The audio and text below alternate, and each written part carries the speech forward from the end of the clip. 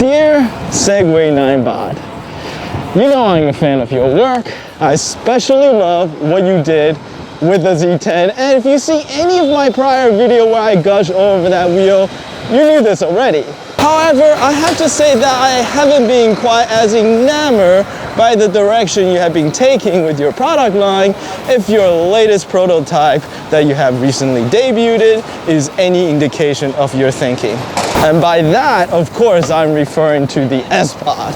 This week, like it or not, our future of mobility is coming, but I am not quite sure that this is going to be what it'll look like. And I'm going to tell you why I'm excited about the S-Pod. Yes, I am actually excited, and what I think is wrong with it. The winter of experimental electrical rideable continues. Roll the intro.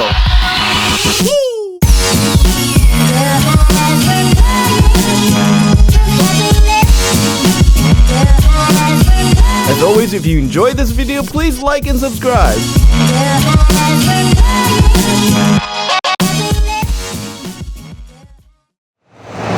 Now, if you've seen the promo from last week, then you knew that I was supposed to be talking about my impression of my first experience riding the one wheel. However, with the recent debut at CES of the S-Pod, there had been so much online hoopla, I had to jump in on the conversation.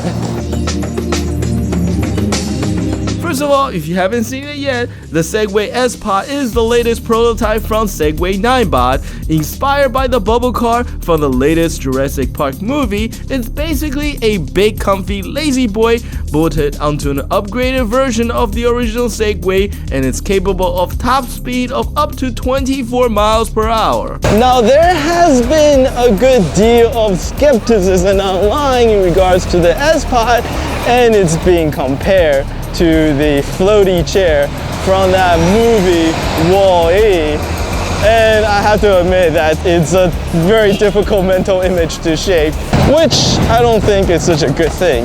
And not just for Segway ninebot, but also for the entire electrical rideable segment.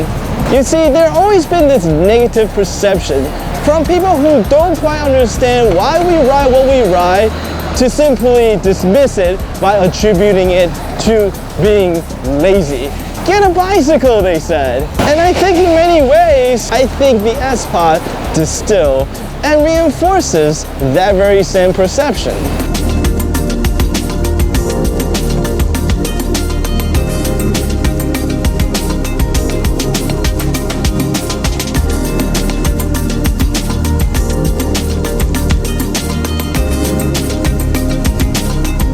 I get where Segway ninebot was coming from. They conceived of this product as something that would help facilitate comfort and convenience. After all, when we distill it down to its very essence, a really cool looking chair that can comfortably get you from point A to point B, isn't that what you're looking for when you're shopping for a car anyhow? And they said that it was designed for the city of future, so it may very well be that Segway ninebot just have a very different idea what the city of future look like, and I get how that could be. However, you know how I am. I have a strong opinion about this sort of things.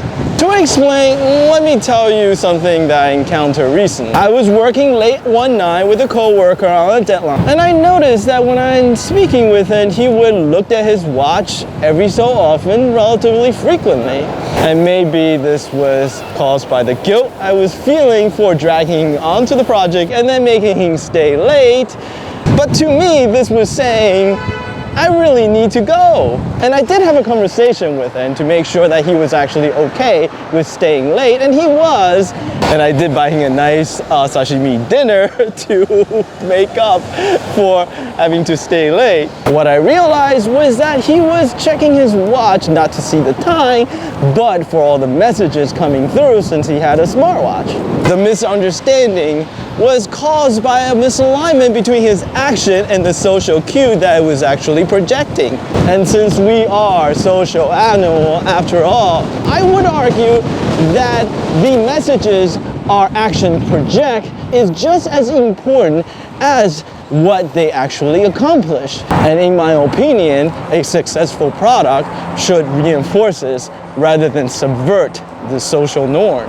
And when you are wheeling around in public in a chair, you typically only do so because you have no other choices, since the norm is that everyone else all stand and walk. You ever seen those military parade that dictators and totalitarian regime from around the world seem to love so much? I mean, that is just a whole lot of guys demonstrating their basic capability of walking. But by doing so, information, the messages that they project, is their desire to come marching right through your living room and tell you exactly what they think of your silly chess collections. No, man. What's over there? I was scared.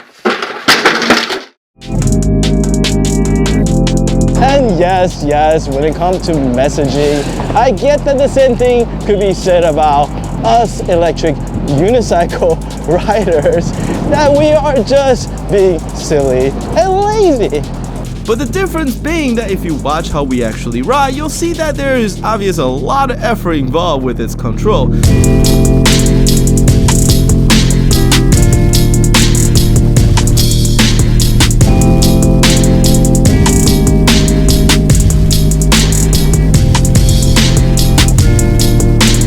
Not to mention the outright difficulties with just riding these things. So even for someone who's unfamiliar with an electric unicycle, motion and balance translate to speed and excitement or danger is the message conveyed, while the S-Pod says comfort and laziness. Of course, there's also the practical concern that the fact that you're in a seated position in public means that your perspective is a bit lower and that you're basically just going to be staring at everyone else's belly button.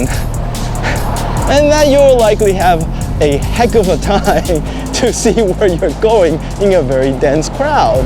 It also puts you in a somewhat psychologically vulnerable position, since everyone would literally be looking down on you.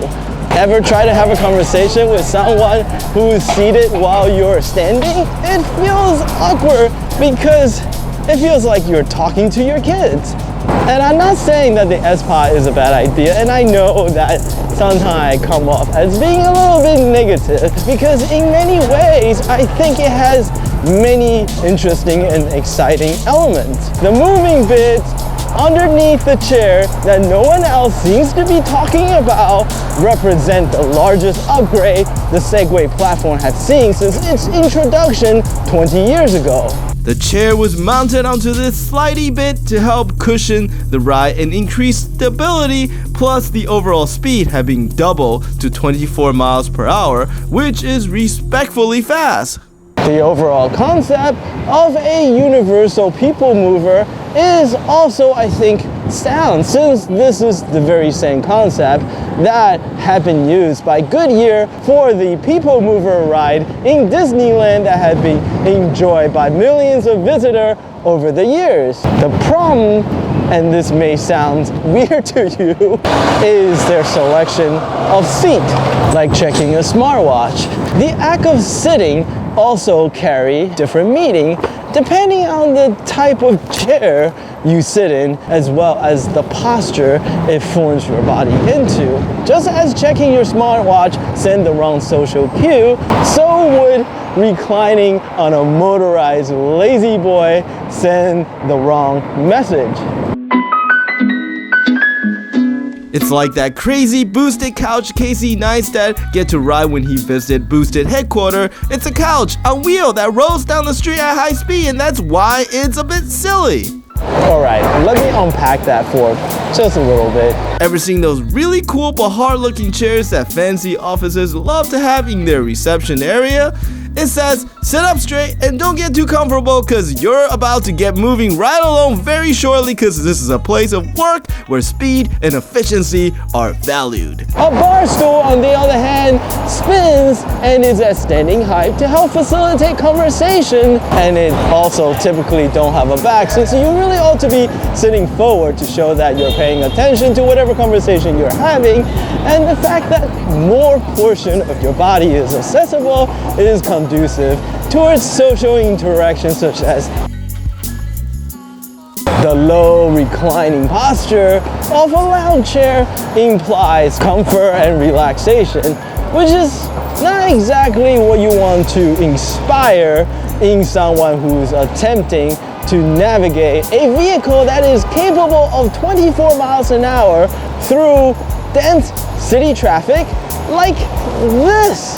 Doesn't it look weird to put a helmet on someone's head and then put it in a lazy boy? That's why. Well, if you're so smart, why don't you come up with some useful suggestion for a change instead of keep poking holes in other people's work? Well, I was just getting to it. This is the most popular C4 motorized transport in the world. It allows you to both sit and stand easily, and if you're one of the 100 million people who have purchased and rode this vehicle in the past, you would have already recognized, and yes, it is the seat for the Honda Cub. Now, I am not saying that this is the right seat for the Segway S-Pod because an electrical rideable is fundamentally a very different animal from a traditional motorized scooter such as the Honda Cub. For example, you can ride the S-Pod indoor where that lounge seat would have been appropriate, wherein something like that would have never been possible with any sort of traditional motorized vehicle. I get one in saying that personal electric vehicle such as the S-Pod or even the traditional Segway or my Z10, an electric unicycle, truly occupies a very curious niche that I don't really think has been fully explored just yet.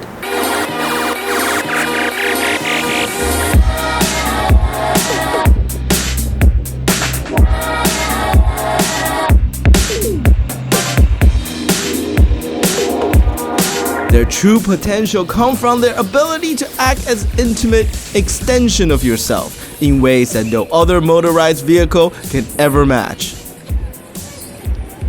The chair on top of the S-Pod, in my opinion, is akin to the physical keyboard on this Palm Trio. And for the mobile revolution as we know it to take place, it requires the demise of the physical keyboard and its ultimate rebirth as something as fluid as the imagination itself.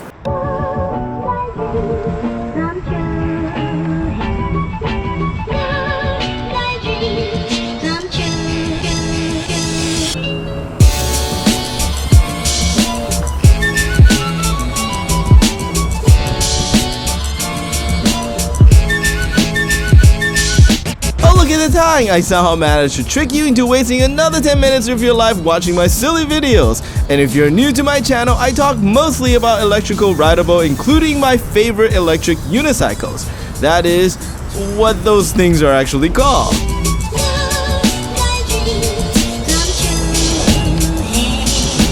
I sincerely hope that you enjoyed this video, and if you did, please like and subscribe and do me a huge favor and tell your friends about my channel. Until the next video, thank you.